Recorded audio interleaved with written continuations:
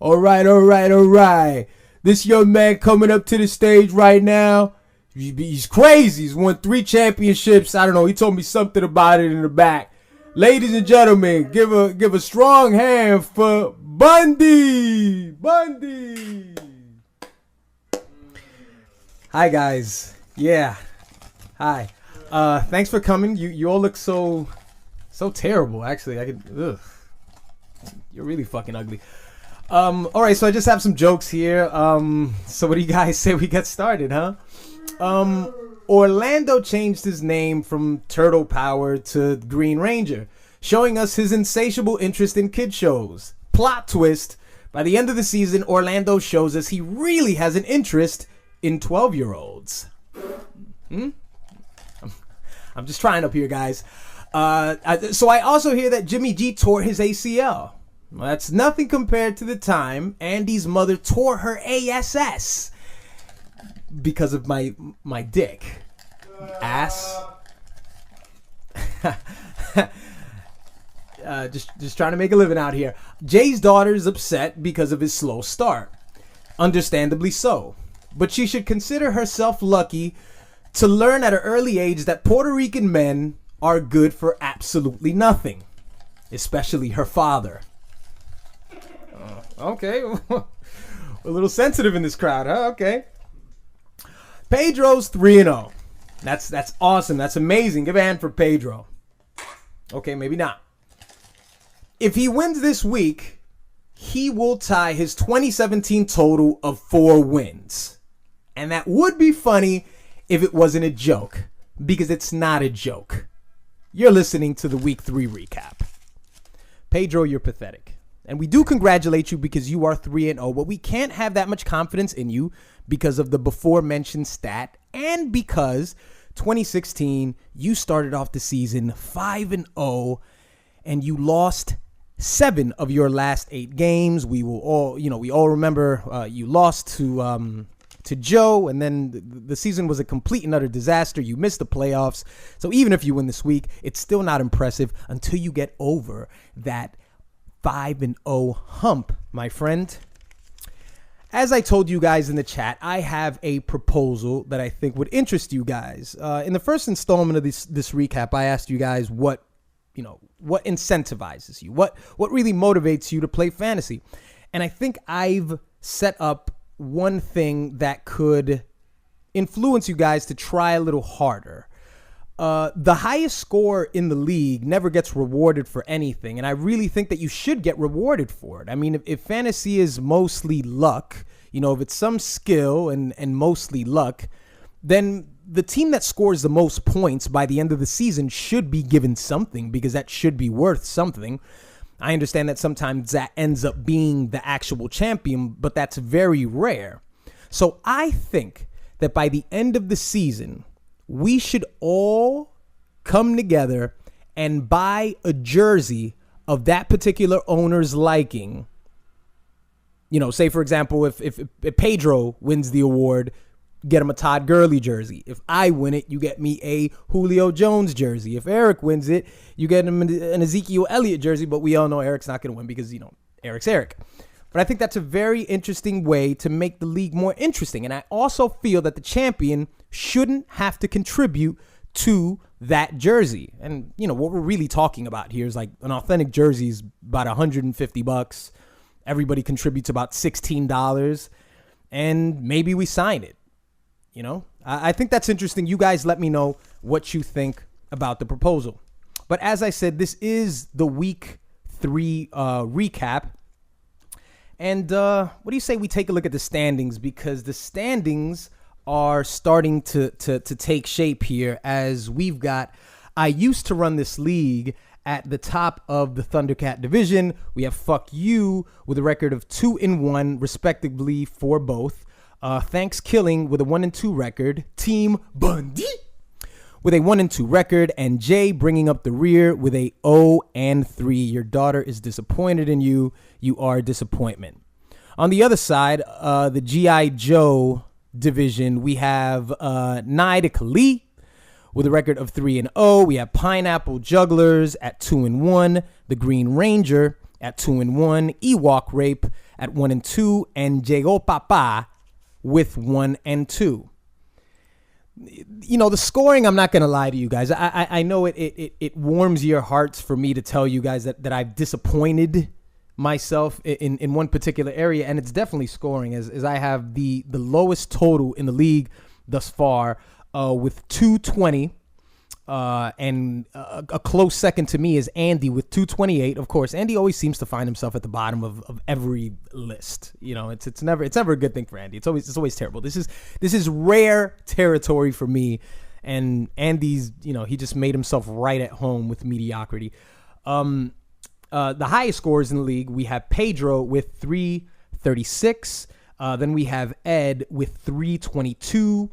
We have Hensel with 300. Pineapple Jugglers with 269. Then we have Dad Bod, funny enough, with 265. This is very similar to, I believe it was, about 2 years ago or a year ago, where I started off with a terrible record, but for some reason I found myself at almost at the top or in the middle of the league scoring. That normally means you're making a lot of poor decisions and you're all over the place. So Jay needs to get his shit together before he goes 0-4, and he really disappoints his family, which would be very unfortunate, Jay. I wouldn't like to see you do that. Over here with the waiver wires, we really don't have any interesting pickups here on September 26th. We've got Ed, of course, who dropped Jimmy Garoppolo for Calvin Ridley, who, you know, just totally killed me this week with 7 catches, 146 yards, 3 touchdowns, and 32 points. Matt Ryan had 39 points, and Julio Jones got none of it. He couldn't even siphon just a bit of it. I think I ended up with about 9 points. Llegó Papa drops Andrew Luck, who, you know, pretty much at this point has been performing like Ryan Fitzpatrick is supposed to perform, and he picks up Chris Goodwin. Paul drops Eric Ebram for the second time this season for Tyler Eifert. We have a boring defensive pickup by Orlando and a boring defensive pickup by Jay. Orlando also drops Corey Clement and picks up the Seahawks defense. Pedro drops Rashard Penny, who I thought had some upside. I mean, Rashard Penny was a name that you were hearing all throughout the offseason, and for whatever reason he hasn't produced. I personally wouldn't have dropped him because who knows if the starting back gets hurt, he may get his chance. I mean, the guy's not getting he's not getting a lot of carries, so it's not because he's not performing. He's just not getting his shot to shine. And to finish out the acquisitions, September 27th, 9:49 a.m., Jay makes the exciting pickup of Eric Ebram. The saga continues, and he drops Dan Bailey. So what do you say we move on to these week 3 scores? And of course we had Team Bundy losing 65-85 to Thanksgiving. Paul, what do you want me to say? Huh? You beat me, okay? You want a movie impression that doesn't make me seem like the cool person? How about Rounders? You know, I'll give you KGB Teddy. He beat me straight up. Pay him. Pay that man his money. See, I give movie quotes when, you know, they're not in my favor. As I said, I left a lot of points on the bench. And when I say that, Paul, I mean this. When I say I left points on the bench, I mean players that I was actually going to start. Like, I was thinking of starting Funchess. I was thinking of starting Sanders. I wasn't considering starting Brandon Cooks. He scored 9, but I didn't even put that into consideration. You said that you left points on the bench. Now, that might mean something different to you, but I seriously doubt that you were ever considering to start Geronimo Allison, wide receiver for the Green Bay Packers, who scored 13 points. Cooper Kupp, I don't know why anybody would start him. You know, he may catch a long bomb, but, you know, if you don't have Brandon Cook, then there's no reason to start him. So I don't know exactly what you meant by you left points on the bench. Maybe Royce Freeman, you instead decided to start Phillip Lindsay, who's, you know, shown himself to have a little bit of potential, but it ended up biting you in the ass. But you won nonetheless. You beat me. I hope it makes you feel better. You beat me. We also had Naida Kali defeating Dadbod 119-84. Naida Kali is the highest scoring team he ties the highest scoring mark of the week, along with Hensu, who defeated I Used to Run This League 119-94. So they share the honors there. And we also have Jago Papi losing to Ewok Rape 80-77. Andy's a horrible person. And the Green Ranger defeating his brother. He's your brother. Pineapple Jugglers 77-64. I was surprised to see that one, by the way. I mean, Joe's team is pretty good. You know, Joe's team is pretty strong, but he just, Tom Brady, Tom Brady did absolutely nothing for him. It looks like Randall Cobb got hurt. He got a big fat 0. Not getting any production whatsoever from his wide receivers. And I say that to Joe because I sent Joe a trade just about 2 days ago, and he either hasn't seen it or has ignored it, which both are terrible and sort of reflect on the kind of owner that Joe is. And even worse, if Joe's going to actually have a decent record like 2-1 at this point, you would at least want him to be paying attention to his team. So let's move on to the week 4 matchups. We have Team Bundy up against Fuck You. We have Dadbod going against Thanks-Killing. And Jay, I mean, let's be honest here. We all know that you're a strong owner. Not as strong as I am, but you're a strong owner. And at this point, if you go 0-4, it's not over for you just yet. But, I'll dig in and I'll look at the papers next week as far as what is the bare minimum of what a win total would require for the playoffs over the past 2 to 3 seasons. And that'll give us some idea of the magic number that you need to hit. But if you don't win a game now, it's going to get pretty tough. It's going to get pretty tough for you. Juju Smith-Schuster is he's questionable, but he's been performing pretty well. So Jay's team's not terrible, and plus he's going up against Paul, and, even a broken clock is right at least 2 times a day, right, Paul? You're the fucking broken clock, you piece of shit. Jago Papi going up against the Green Ranger. Pineapple Jugglers against Naida Kali. And I Used to Run This League going up against Ewok Rape. Ed, of course, at 2-1, and Eric at 1-2. I can't remember the last time Eric was ever at the top of any division. Eric is either in the middle of a division or at the very bottom of the division. He's never, doesn't seem like he ever really contends for anything. By the way, I also forgot to mention that the high scorers for the week 3, were in the very same matchup where you had Matt Ryan scoring 39 points for Hensel and Drew Brees scoring 39 points for Ed. So that pretty much wraps up the week.